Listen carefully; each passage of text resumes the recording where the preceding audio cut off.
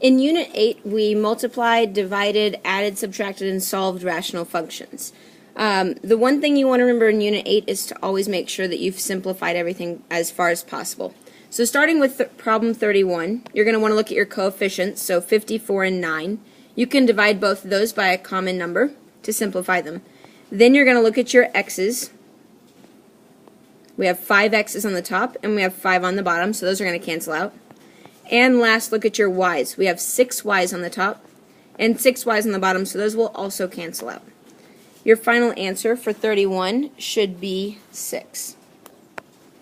For 32, you're going to need to start by factoring. In order to factor this binomial, we're going to pull out a greatest common factor of an x and then write what's left. In order to factor this trinomial, we're going to figure out what multiplies to 3 and adds to 4. After you've factored everything, cancel out common things on the top and the bottom, and you're going to be left with x minus 5 times x plus 1. For 33, we have division, so you're going to need to keep, flip, change. So keep this first fraction, factor this, and flip the other fraction so that the 6x to the third is on the top and the x minus 3 is on the bottom. Then you can cancel out common factors. Your final answer for 33 should be 2. For 34, it's another keep, flip, change because we have division going on. Start with your coefficients and then simplify your x's and your y's. Your answer for 34 should be 56 x to the 9th over y to the 15th.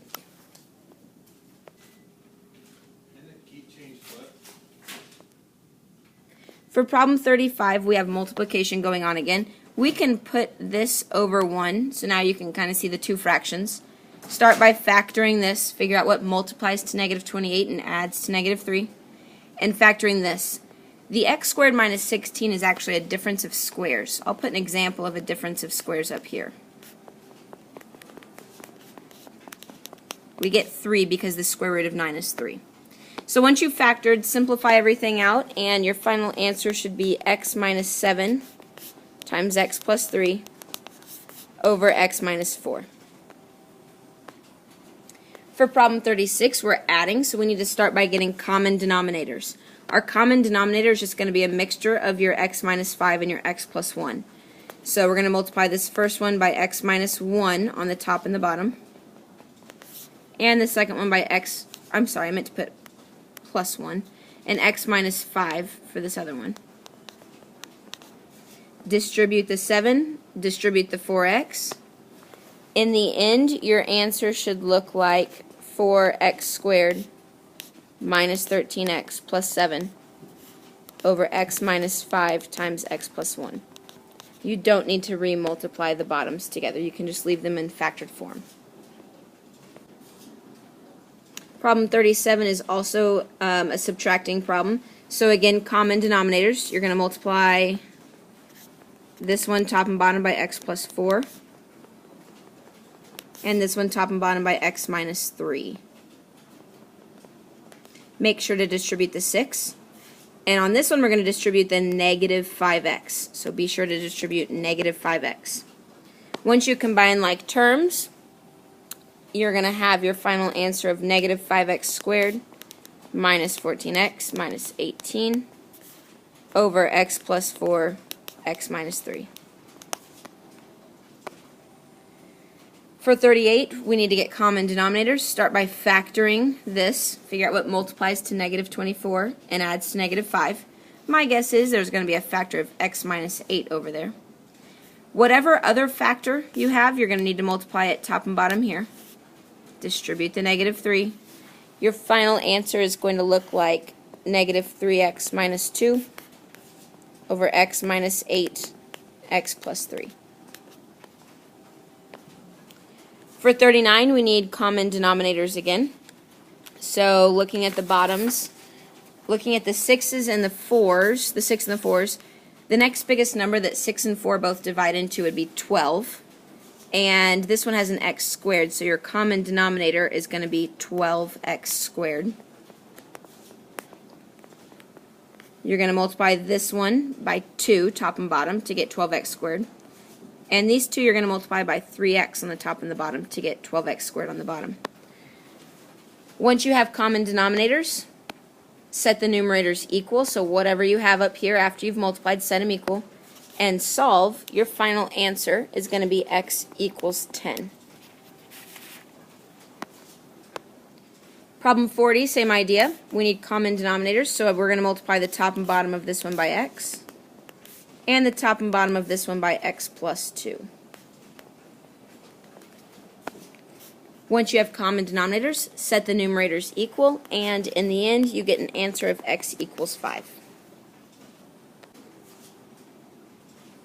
For problem 41, we already have common denominators, so we can just set the numerator equal, and it's pretty easy to see that x equals 3. For 42, you need common denominators. Start by factoring this denominator. Pull out a greatest common factor of x. Multiply these top and bottom by what they need. Set your numerators equal, and in the end you should get x equals 8 over 3. Problem 43, what are the excluded values? So something I probably should have done in each of these problems for you is write out what your excluded values are. Reminder of what excluded values are is just whatever makes the denominators 0. So in this case, if x were 5 or negative 1, I would have 0 in the denominators. So my excluded values are 5 and negative 1. Unit 10, Statistics. So we're going to use the following statement for questions 44 through 50. An airline wants to know whether travelers have enough legroom on its planes. So your population is the overarching group of people that you could survey. For 45, we want to know the method of data collection that's appropriate for this situation. You have multiple data collection methods in your notes packet, so open up to that concept and see which one you would choose and explain why. For 46, you're going to describe a sampling method that's most likely to give a biased result. So pick a sampling method that wouldn't be a good use and explain why it would be bad. 47, describe a sampling method that's not likely to give a biased result.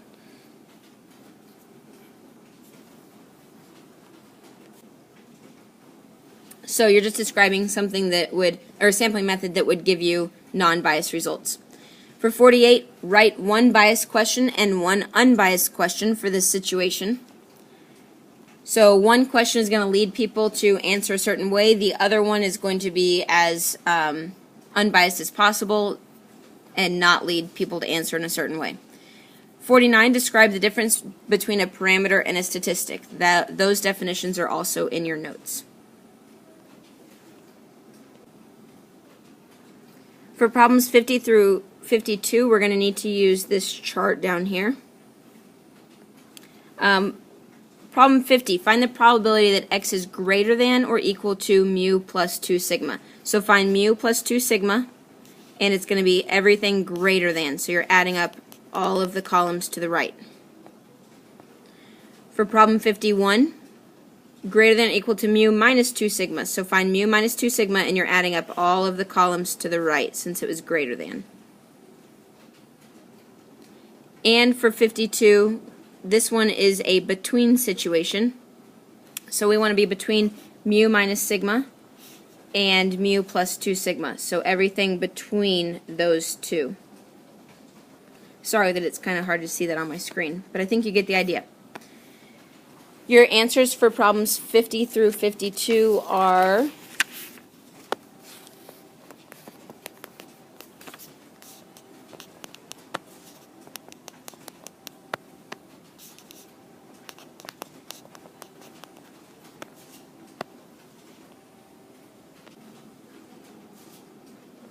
For problem 53, we're using the information that the ACT score has an average of 21 with a standard deviation of 4.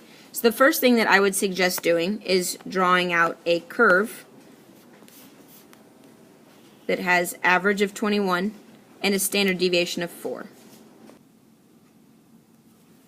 Okay, part A says what percent of test takers would you expect to get a score of 17 or lower? So right here we have 17 or lower. you would just add up all of those columns. Part B says what percent of test takers would you expect to get 25 or higher, so you would add up all of these columns, higher than 25. Part C says what percent of test takers would you expect to get 16 or lower. So since 16 isn't on here, you're going to have to find the z-score for 16. So you're going to take 16 minus your average divided by your standard deviation, look it up in your table, and make sure that you change your decimal to a percent from the table. And then part D, what percent would you expect to get 23 or higher? Again, 23 isn't on here.